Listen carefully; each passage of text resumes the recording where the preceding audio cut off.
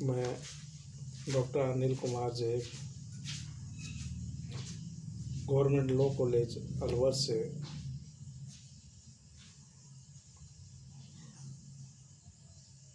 आज आपसे administrative law के बारे में बात करूँगा। और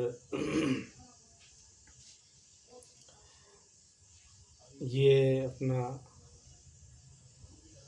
LLB सेकेंड ईयर का एक पेपर है और इस पेपर के मार्क्स 100 नंबर का ये होता है। और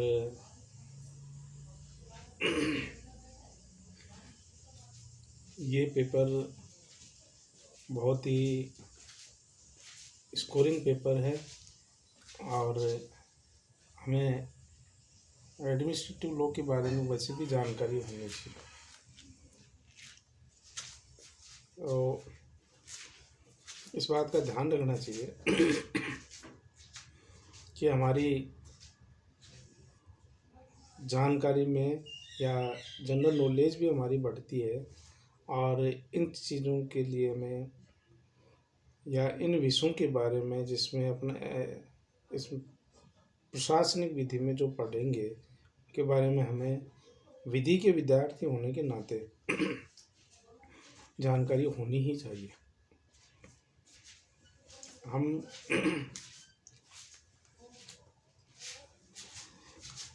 शुरू से ही देखेंगे कि एडमिनिस्ट्रेटिव लॉ क्या होता है और सोर्सेज ऑफ इसके जो स्रोत हैं या सोर्सेज ऑफ एडमिनिस्ट्रेटिव लॉ कौन कौन से होते हैं, कैसे ये डेवलप हुआ है और डेलीगेटेड लेजिस्लेशन क्या होता है जिसको हम कहते हैं प्रत्यायोजित विधान। क्योंकि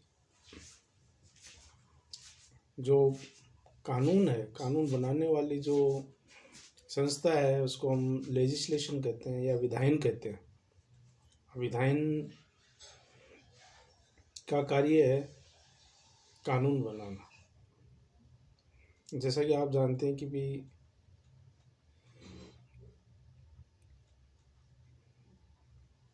न्यायपालिका अपना काम करती है और लेजिस्लेशन अपना काम करती है। कई बार होता है कि जो लेजिस्लेशन बना हुआ है विधायन है, चाहे वो स्टेट लेजिस्लेशन की बात करें हम या फिर पार्लियामेंट की बात करें, तो जो कानून है वो बनाने वाली संस्था कानून बनाती है।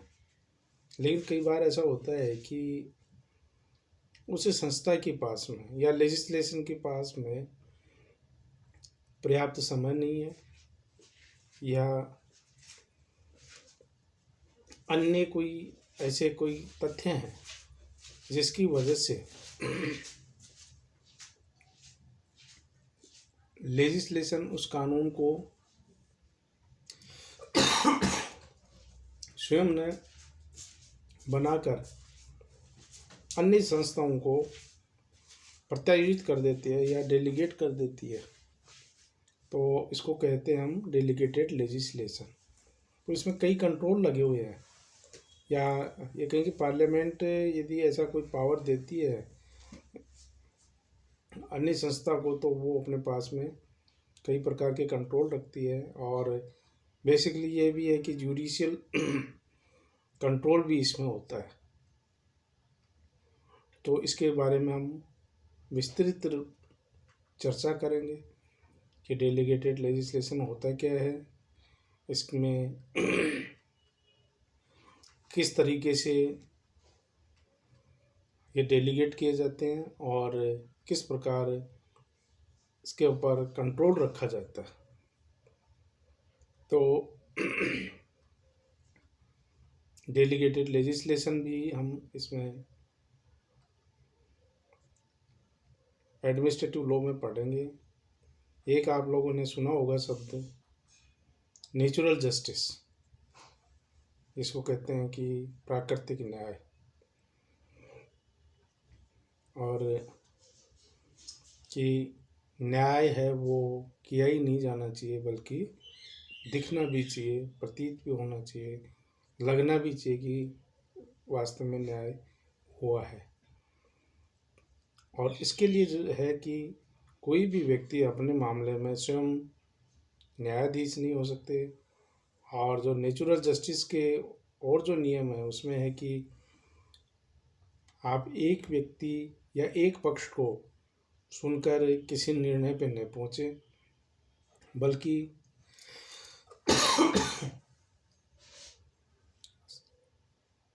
उस निर्णय पे पहुंचने के लिए दोनों पक्षकारों को सुनिए और सुनने के बाद में जो निर्णय देना है वो आप निर्णय कीजिए। तो ये भी हम कहेंगे कि नेचुरल जस्टिस, क्योंकि प्राकृतिक न्याय का सिद्धांत ये है कि सभी पक्षों को सुना जाना चाहिए और कोई व्यक्ति स्वयं के मामलों में न्यायाधीश नहीं होना चाहिए। तो ये हम नेचुरल जस्टिस में बहुत सारे सुप्रीम कोर्ट द्वारा या हाई कोर्ट्स द्वारा जजमेंट दिए गए हैं, उनके बारे में हम विस्तृत इसमें पढ़ेंगे। इसी सब्जेक्ट में हम पढ़ेंगे, जुडिशियल रिव्यू भी पढ़ेंगे और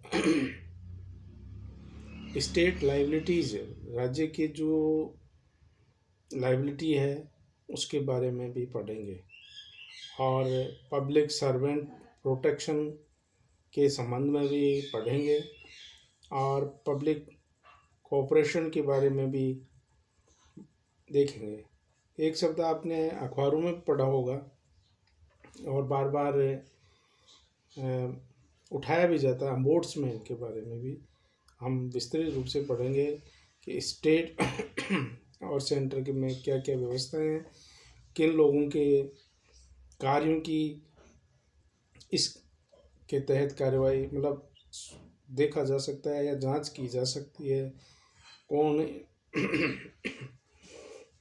लोकपाल को अपॉइंट कर सकता है और उनकी क्या क्वालिफिकेशन होंगी और उनके कार्य क्या होंगे और लोकपाल को हटाने के बारे में, और ख़ास ये कि लोकपाल का कार्य क्या रहेगा, कौन कौन से अधिकारियों की वो कार्यों की जांच कर सकता है।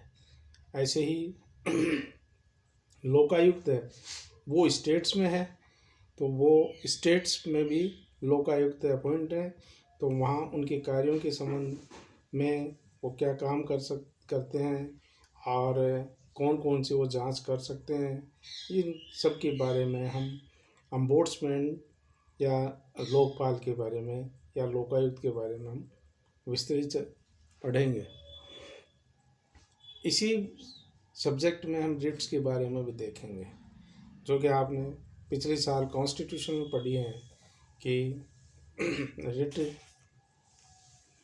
जो कि फंडामेंटल राइट्स के वोलेशन के अगेंस्ट कोई भी व्यक्ति हाई कोर्ट या सुप्रीम कोर्ट में आवेदन कर सकता है। हाई कोर्ट में आर्टिकल 226 के तहत और सुप्रीम कोर्ट में आर्टिकल 32 के तहत कोई प्रक्रिया अपनाए बिना व्यक्ति अपने अधिकारों या ये कहेंगे मूल अधिकारों के वोलेशन पे सीधा हाई कोर्ट या सुप्रीम कोर्ट में आवेदन कर सकता है। तो ये रिट्स जो पिछली साल आपने पढ़ी हैं उनको और विस्तृत रूप में तथा केसेज के साथ में जो वार डिसाइडेड केसेज हैं उनके बारे साथ में लेते हुए हम विस्तृत रूप से सब्जेक्ट में पढ़ेंगे। तो ये सब्जेक्ट बहुत ही, मैंने जैसे आपसे प्रारंभ में ही बताया था कि बहुत स्कोरिंग पेपर है और अच्छे नंबर मिलते हैं और इसमें जानकारी बहुत होती है और साथ में ही रुचिकर सब्जेक्ट है। और जिन चीज़ों की क्योंकि हम लॉ के विद्यार्थी हैं और लॉ के विद्यार्थियों को इनके बारे में जानकारी होनी ही चाहिए। ऐसा हम बाहर जाएंगे तो समाज में हमारे से उम्मीद की जाती है कि ये जो बातें जो कि एडमिनिस्ट्रेटिव लॉ में है, ये बातें हमें जानकारी होनी चाहिए। तो एडमिनिस्ट्रेटिव लॉ या प्रशासनिक विधि के बारे में हम विस्तृत रूप से अब पढ़ेंगे आगे।